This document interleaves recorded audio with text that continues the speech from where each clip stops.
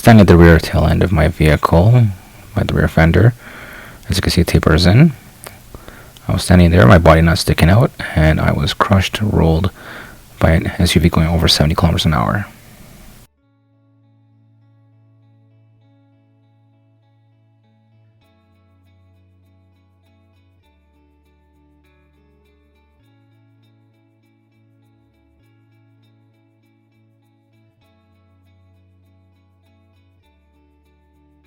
The 2nd of 2017. Just so you could see the street and look at this line. I've never seen anything like this, but look at how the vehicles move. Right? So you would think that the police would actually even do some paperwork, investigation, and actually do their work properly and not lie on the documents. There's even enough gap where you can see the cyclist. It was about 4 feet wide.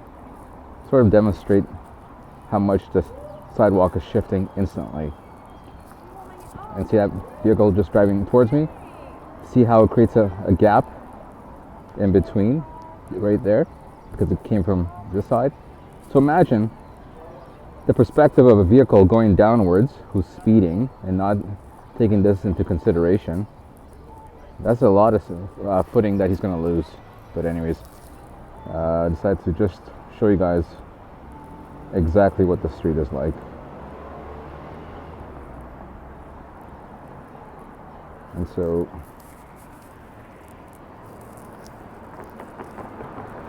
all ground level and all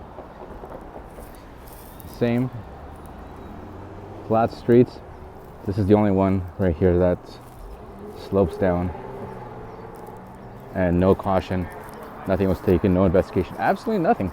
I don't know how that's possible, especially when you consider. So let's get a good view. Okay, so right down there on the left of that passing vehicle is that parked Jeep, which is where I was parked, and in the video that's where that Jeep is located, part of that street. And that's Dover Court, and that intersect. So this is Dover Court, that's Hayden Park Road, that street where that sidewalk pops out, that's Shannon Street. Okay, and so this is the crosswalk. Okay, and that right there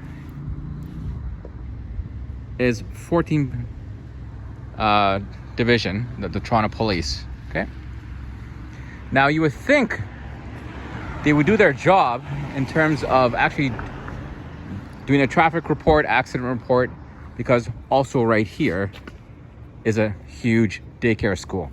Okay, so the accident happened at 5 p.m., between 4 and 5 p.m. Okay, and so far what they've done between December 2nd of 2017 and June 4th, which is present day, is literally try to cover up this entire accident. I've been literally mistreated by the Toronto Police. I'm a services, you know, from the police chief to the superintendent to the officer, investigating officer. All the documents were missing, and their station is located right there, and they would not even do their job. All right, so just to explain the visual context of this video clip, at the bottom of the hill, right beside on the right-hand side of the past vehicle is a parked Jeep, and that's where I got hit. My vehicle was parked, and I was standing at the rear tail end of my vehicle. And in this video clip, you'll see a downhill slope, and that's the traveling direction of the SUV owned by Enterprise, driven by a driver that had no insurance, visibly high on drugs, attempted a hit and run, had no intention of helping me, and I got assaulted. Stopped any ambulance or anybody from being called when I attempted to. In any case, so the video is going to show you how behind the camera footage, you can't see, but that's from ground level, so a huge 4-lane street. This is a single lane street, and this is basically the road condition at the time of the accident, where there's the road was clean, seemed like conditions. The sidewalk you see in front of you on the left-hand side stops at Shannon Street and then continues, but it shifts over to the right instantly without any indication. So you follow the line, and you'll see how when the vehicles with the headlights coming towards you, there's always that gap in between the sidewalk. That's created because of the sidewalk after that intersection starts literally over 5 feet over. And so you have a different center line from people coming downhill. Their center line is different. The street is single lane, it's not marked, it's not painted or anything like that. Any line that you might see the reflection, that's just from a recent construction, the tar.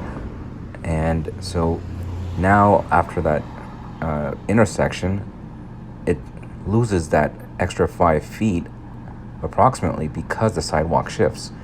So now people have two different center lines, and people are having a very hard time trying to coordinate and pass each other. And where you see the cars swerving, almost hitting that vehicle, that's where I was parked, legally parked, on December 2nd of 2017. And so I got hit approximately around 5 p.m. Same road conditions, same light conditions on December. It's dark out exactly the same way. There was no snow at all. It was a very late winter. And and so there's a huge failure of the system.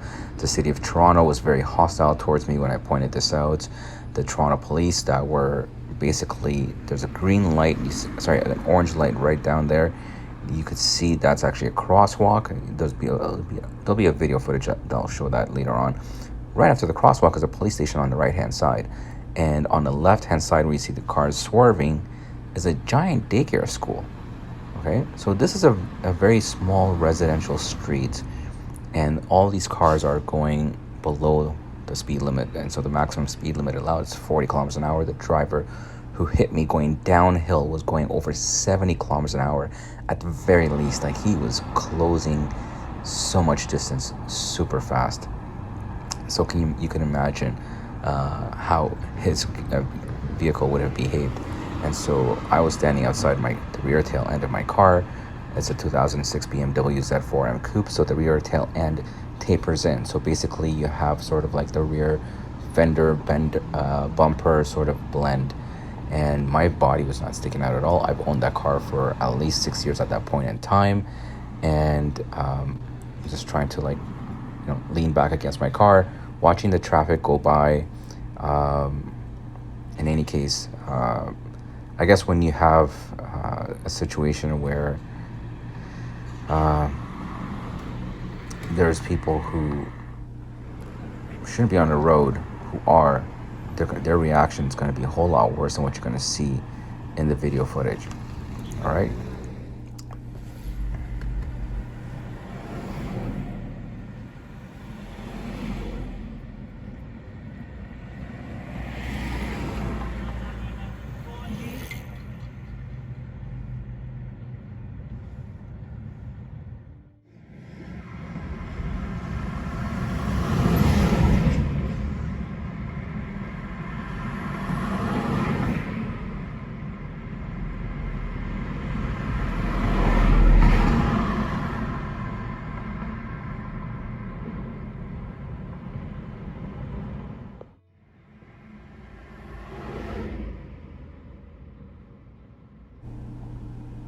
One of the most disturbing part about this is that I was denied medical care. Not only that, even the guy who hit me, who was visibly high on drugs, had no insurance policy coverage of any kind.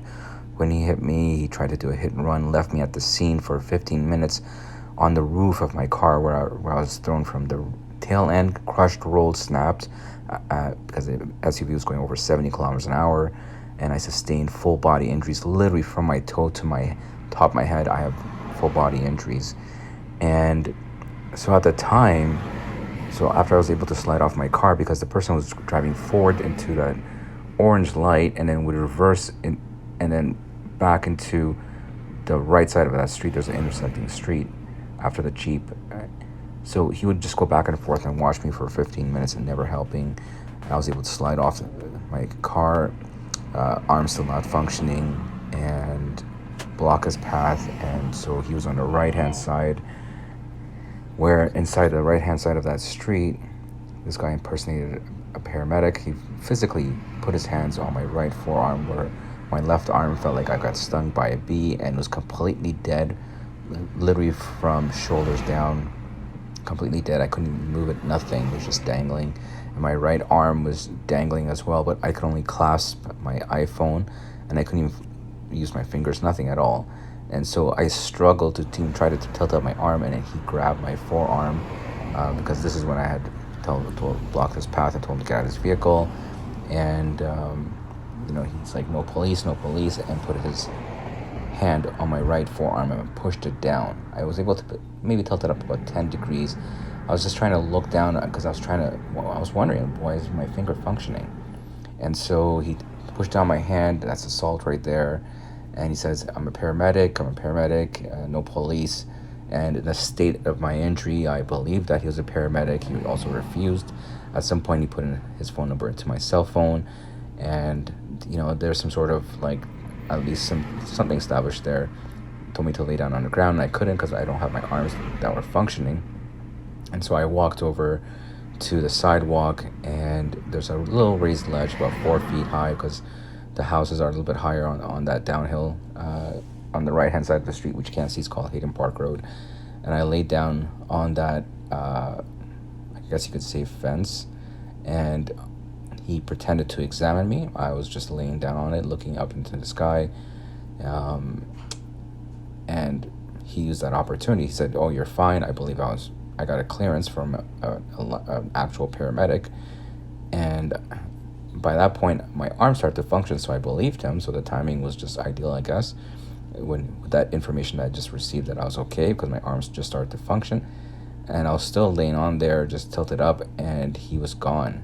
And so I believe that was fine. Walked over to my car, and my car's if you could Google this, a 2006 BMW Z4 M Coupe, Interlagos blue. So I tried to get in. It was very hard to get in, and I couldn't even press the clutch. It's a 6-speed manual transmission with it's an M series car, so with the clutch I couldn't even press it. I just got this huge shooting pain up my leg, and I had to use left a voice message for him but I'm going to police and for him to show up. At some point I found out that there's a police station right in front of me, actually. You'll see in the following videos. And I had to use my electric chair to push my body basically against the steering wheel, which basically crushed my leg. Well, not as in crushed, but forced my leg to press the clutch, which automatically allowed me to start my car. It took several tries, and with my car partially engaged, it's very easy for the clutch to engage. I was basically burning my clutch in a straight line from where that Jeep is that's about to be hit in this video. I drove in a straight line to the police station that you'll see in the video. It's actually just past that orange crosswalk on the right hand side, and from there the interaction. So this is the last spot it was at? Yeah. Okay. Last spot. That's the station. That's the station where the guy claimed to have traveled to, but yet took him so long to get from this intersection, just right here. Does that make any sense? This is why police investigations are critical and pretty much basic principle of any accident matter where there's some sort of loss.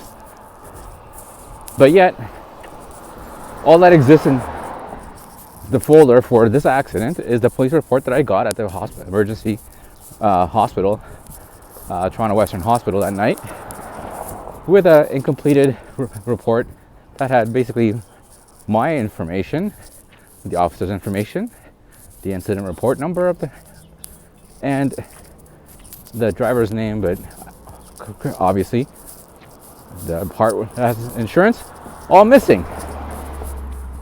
So imagine, for years, from that date onwards, everybody's lying to you, everybody's sending you around, and you're basically being bounced around, and everybody knew what's going on, but yet they kept lying. and trying to cover up the facts of this accident.